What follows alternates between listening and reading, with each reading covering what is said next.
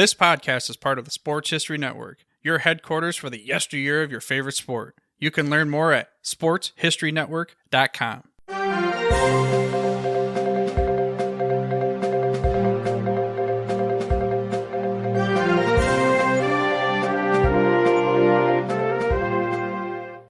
This is a Historically Speaking Sports Podcast Bulletin. I'm Dana Augusta reporting. The 2025-26 NFL postseason is upon us, and from the looks of it, the NFL postseason may never have been this wide open. There is no quote-unquote team to beat, no clear-cut favorite, and you can make a legitimate argument for almost every team in the postseason of them raising the Lombardi Trophy in Santa Clara in early February. This upcoming weekend is the Wildcard weekend, where 6 games will be played between Saturday afternoon and Monday night. And can you ever imagine when all 6 games were rematches of other great playoff games from the past? Now, going in chronological order,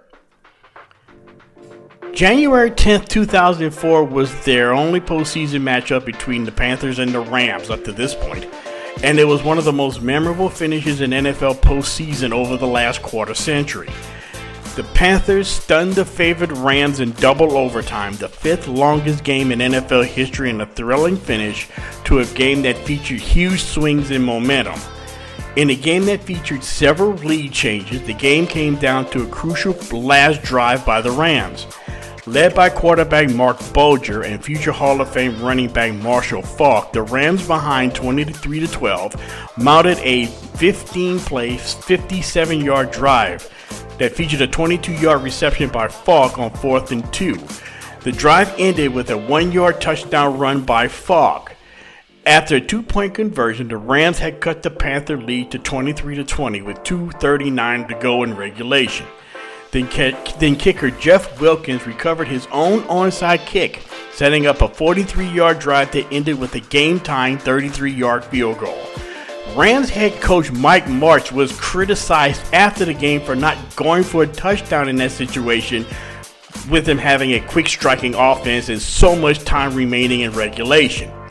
In the first overtime, yeah, I said first overtime, both Carolina, led by quarterback Jake Delhomme, the pride of Turling's Catholic High School in Lafayette, Louisiana, and the Rams both blew scoring chances.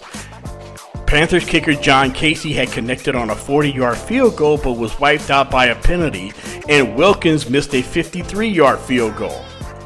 The game would turn late in the first overtime period when Bulger made an errant throw and was intercepted by Panthers cornerback Ricky Manning.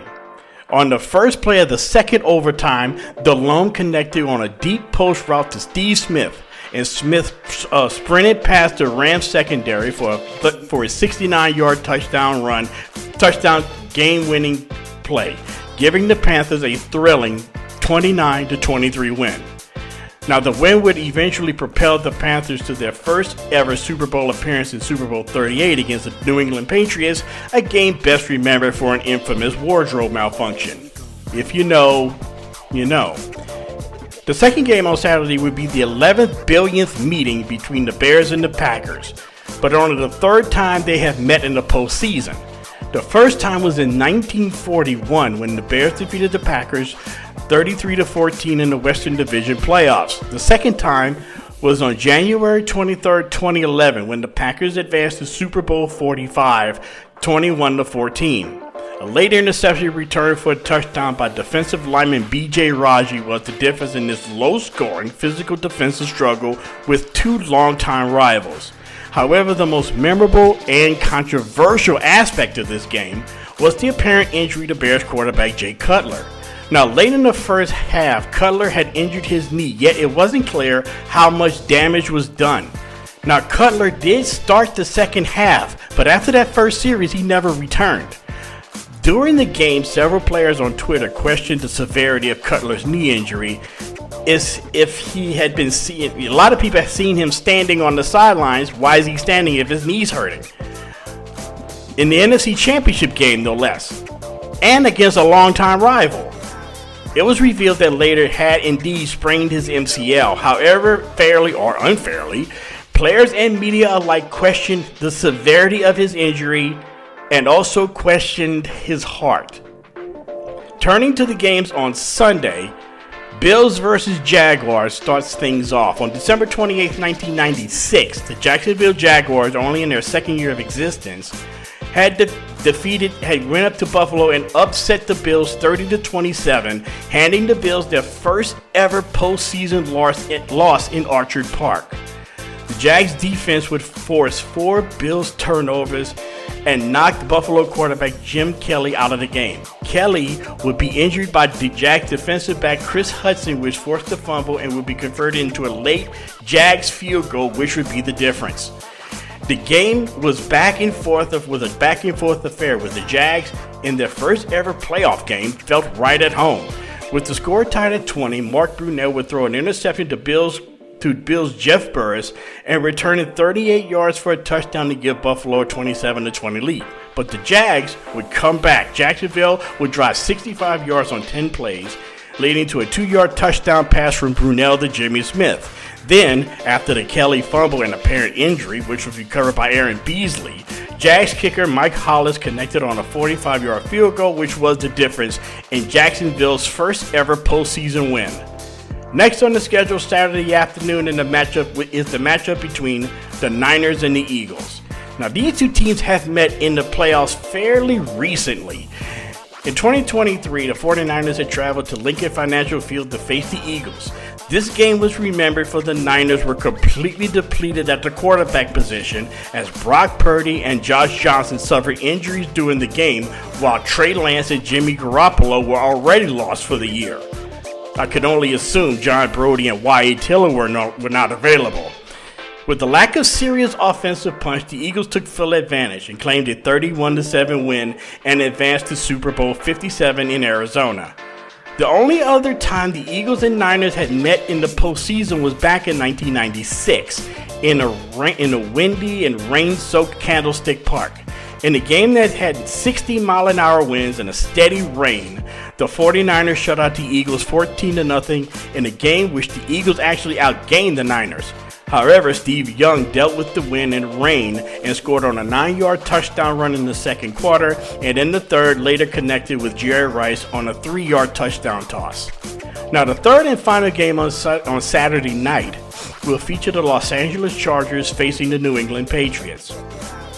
The Chargers and Patriots have met 4 times in the postseason, with New England winning 3 of 4. The most recent game was in 2018 in the divisional round in Foxborough. Tom Brady passed for 343 yards and a touchdown, and the Patriots running back Sony Michel rushed for an additional 129 yards and 3 touchdowns, and the Patriots defeated the Chargers 41-28. Now, these two teams would face off back-to-back postseasons back in 2006 and 07. The 06 game will be forever remembered for a series of events that took place in the fourth quarter. The Chargers up 21-13, and the Patriots facing 4th down on the last desperate drive. The Patriots would go for it as Tom Brady's pass was intercepted by Marlon McCree, but Troy Brown stripped it from McCree and Riche Caldwell recovered it, giving the Patriots new life. Then 4 plays later, Brady would find Caldwell for a touchdown, and with the Kevin Falk 2-point conversion, the Patriots had the lead and eventually the game 24-21, one of the most heartbreaking losses in Charger history. Then in 2007, in the AFC Championship game, the undefeated Patriots held the injury-ravaged Chargers offense to 4 Nate Kading field goals, and the Patriots advanced to Super Bowl 42, beating San Diego 21-12. The only postseason win for the Chargers against the Patriots occurred 62 years ago in a completely different league. On January 5, 1964, the Chargers claimed the championship of the American Football League, blasting the then Boston Patriots 51-10 at Balboa Stadium in San Diego. Game MVP Keith Lincoln totaled 206 yards rushing on just 13 carries, and also led the team with 123 yards receiving and 2 touchdowns for the lone championship ever won by a San Diego-based pro sports franchise. Now, rounding out Wildcard weekend is Monday night as the Steelers will face the Houston Texans. Now, yeah, I know the Texans and Steelers have never met in the playoffs, but Pittsburgh-Houston postseason matchup does have some history. The Pittsburgh Steelers and the then Houston Oilers met in back-to-back AFC Championship games in 1978 and in 1979. In 78, the Steelers defeated the Oilers 34-5 in a game marked by freezing rain and 9 Oiler turnovers. The Steelers reached Super Bowl 13 in a dominating performance, racing out to a 31-3 halftime lead. Yet the rematch in 1979 was a little closer but a lot more controversial. Late in the third quarter, with the Steelers leading 17-10, Oilers quarterback Dan Pastorini threw a pass to wide receiver Mike Renfro in the back of the end zone. Now, Renfro appeared to have caught the ball for a touchdown with both feet in bounds before falling out of bounds. Television replay suggested a catch for a touchdown, but the officials on the field called it incomplete. The Oilers had to settle for a field goal, and then the Steelers would score 10 unanswered points in the fourth quarter, beating the Oilers 27-13, as they would head to Super Bowl 14. So there you have it. This weekend's wild card games, they will have a lot of action, yet it's also drenched with a little history. This is Dana Augusta reporting for the Historically Speaking Sports Podcast, the podcast that gives you the best of sports from back in the day. This podcast is part of the Sports History Network, your headquarters for the yesteryear of your favorite sport. You can learn more at sportshistorynetwork.com.